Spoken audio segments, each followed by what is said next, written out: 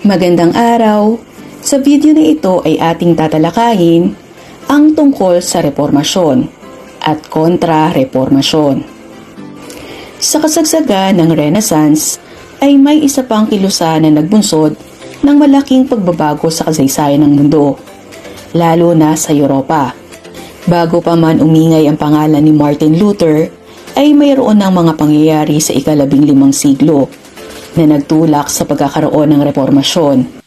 Upang lubos na maunawaan ang kaugnayan ng Renaissance at pagsisimula ng reformasyon sa Europa, tingnan natin ang 4 na kaganapan na ito.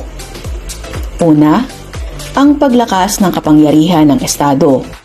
Sa kalagitnaan ng ika-15 siglo, ay umusbong ang Renaissance state, natampok ang mga bagong monarkiya, partikular sa Pransya, England at Espanya. Nag-focus ang mga bagong monarkiya sa otoridad ng hari at pagkontrol sa simbahan. Ikalawa, mga pagbabagong sosyal sa Renaissance. Malaking bahagi ng populasyon ng Europa ay binubuo ng mga peasant o magsasaka. Dahil sa hindi makatarungan ng mga polisiya sa pagitan ng mga magsasaka at kanilang mga panginoong may lupa, lalo na sa Germany, humantong ito sa kanaisan ng mga magsasaka na suportahan ang mga kilusang may kinalaman sa pagreporma ng simbahan. Ikatlo ay ang epekto ng pag-imprenta. Sa panahon ng Renaissance, umusbong ang tinatawag na movable type printing na pinangunahan ni Johannes Gutenberg. Dahil nakapag-imprenta na ng malaking bilang ng mga libro, naging daan ito upang mapabilis ang pagkalat ng ideya ng reformasyon sa iba't ibang bahagi ng Europa. At ika-4, ang Kristyanismong humanismo. Sa kalagitnaan ng ika-15 siglo, sumiklab ang Kristiyanong humanismo sa pangunguna ni Desiderius Erasmus. Ito ay bagong pagtingin sa relihiyon na tinawag niyang the philosophy of Christ.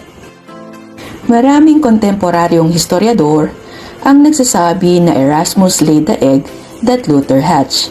Ibig sabihin, bago pa man umusbong ang pinaglalabanan ni Luther, ay naglagay na ng pundasyon si Erasmus sa pagsisimula ng reformasyon. Sino nga ba si Martin Luther? At ano ang naging gampanin niya sa reformasyon? Bago natin makilala ng lubusan si Luther, tunghayan muna natin ang nangyayari sa simbahan bago pa ang lubusang pag-usbong ng reformasyon. Tatawagin natin itong the Eve of Reformation. Ninais ng mga tao na magkaroon ng reforma dahil sa 2 dahilan. Una, ang talamak na korupsyon sa simbahan. Isa sa mga sikat na katiwalian ng simbahan ay ang pagbebenta ng indulhensya.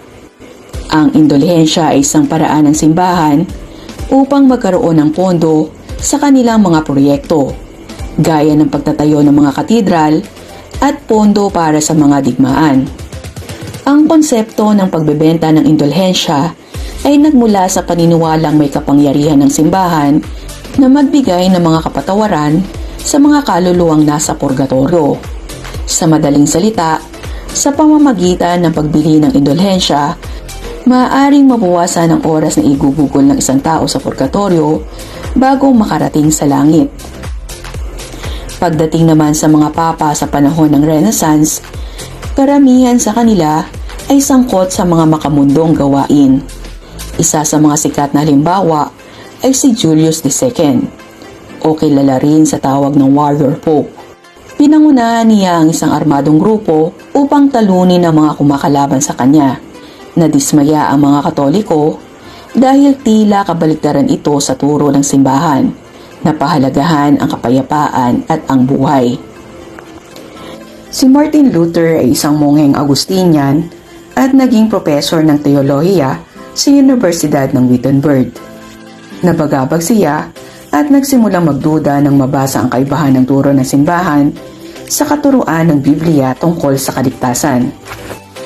Pagdating ng ika-31 ng Oktubre taong 1517, hindi na natiis ni Luther ang mga pangyayari na ito, lalo na ang pagbebenta ng indulhensya ng simbahan.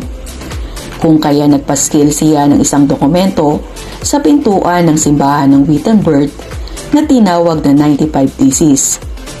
Hindi matanggap ng simbahan ang mga ideya ni Luther, kaya nagpasya silang ipataw sa kanya ang kaparusahang excommunication. Ipinatawag din si Luther sa Reichstag o Imperial Diet ng Banal na Imperyong Romano. Inilabas nila ang Edict of Worms kung saan pinangalanan si Luther bilang isang heretic o erehe. Ipinaaresto si Luther, ngunit ipinakulong na lamang siya ni Frederick III sa kanyang kastilyo. Isa siya sa mga sumusuporta at dumepensa kay Luther. Ang selyo ni Luther. Ang selyo ni Luther, o mas kilala bilang Luther Rose, ay isang selyo na mismong si Martin Luther ang nagdisenyo upang ipresenta ang kanyang paniniwala at pagkakaintindi sa Ebanghelyo. Bawat parte ng selyo ay may kahulugan, pati na rin ang mga kulay na nakapaloob dito, at ang posisyon ng bawat bahagi. Halimbawa, ang puso ay dapat nasa loob ng isang puting rosas upang maipakita na ang pananampalataya ay nagbibigay ng kagalakan, aliw at kapayapaan. Ang iba pang klase ng protestante. Ang pagtutol ni Luther sa indulhensya at pagkwestiyon sa kapangyarihan ng Papa at iba pang patakaran ng simbahan ay nagsilbing inspirasyon sa ibang mga tao at grupo upang ilabas ang kanilang mga alinlangan tungkol sa simbahan. Bukod sa Lutheran Protestant, narito pa ang ilang protestanteng grupo sa panahon ng Reformasyon. Ang Calvinism ay pinangunahan ni John Calvin. Katulad ni Luther, naniniwala rin siya na ang kaligtasan ay maaari lamang matamo sa pamamagitan ng pananampalataya. Itinuro ni Calvin ang ideya ng predestination, na nagsasabing ang Diyos ay may mga itinadhana ng mapunta sa langit. Ang ibang tao ay maliligtas at ang iba ay hindi. Ang mga Anabaptist ay pinasimula ni Ulrich Zwingli, na isang pari mula sa Switzerland. Ang mga Anabaptist ay naniniwala sa paghihiwalay ng estado at simbahan. Ang Anglican Reformation ay higit na nakapokus sa politikal na aspeto kaysa relihiyon. Ito ay nagsimula nang tumiwalag sa Rome ang simbahan ng England sa panahon ng pamumuno ni Henry VIII. Nang hindi siya bigyang pahintulot ng simbahan, nahiwalayan ang asawa niyang si Catherine of Aragon. Sa kabila ng pagtiwalag ni Henry sa simbahan ng England, wala pa rin gaanong nagbago sa kanilang paniniwala. Ang kontra-reformasyon. Ang kontra-reformasyon ay ang tugon naman ng simbahang Katoliko sa mga protesta ng mga kilusang katulad na binuo ni Martin Luther. May dalawang importanteng pangyayari na naglarawan sa kontra-reformasyon ng simbahang Katoliko.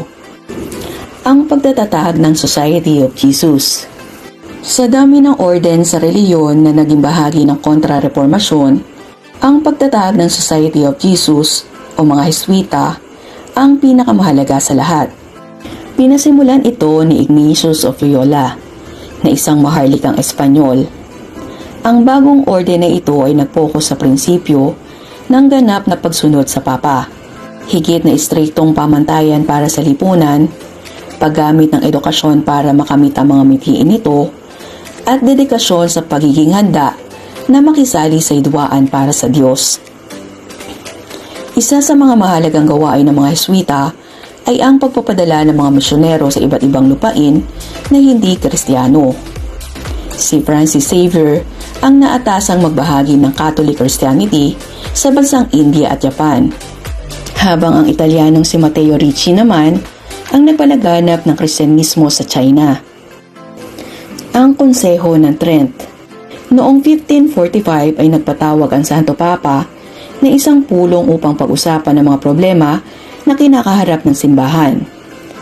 Mula sa naging usapan sa Konseho ng Trent, nanatili pa rin ang mga pangunahing aral ng simbahan, gaya ng tanging ang simbahan ang magpapaliwanag ng Biblia. Ang magbibigay ng kaligtasan ay pananampalataya at mabubuting gawa.